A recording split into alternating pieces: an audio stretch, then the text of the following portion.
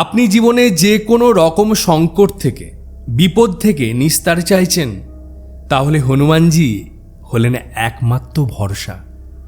যে কোনো রকম বিপদ হতে পারে, চাকরির ক্ষেত্রে, ব্যবসার ক্ষেত্রে, শারীরিক সমস্যার ক্ষেত্রে, আর্থিক দিক দিয়ে, সমস্ত দিক দিয়ে বিপদ সংকট হরণ করবেন আমাদের প্রিয় সংকট নাশক হনুমানজি।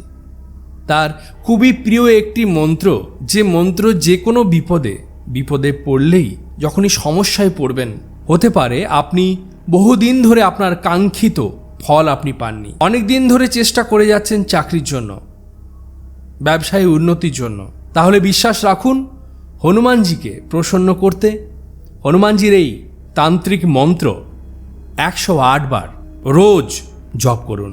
দেখবেন আপনারা অসাধারণ ফল পেয়েছেন। আপনি যা চাইবেন তার থেকে অনেক বেশি পাবেন।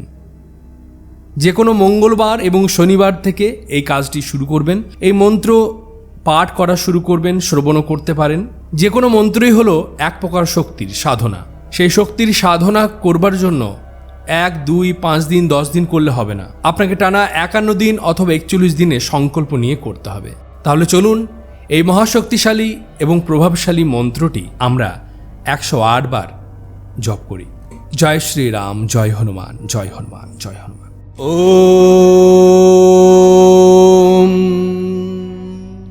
ওম হম হনুমতে रुद्रातकाय हुम फट स्वाहा।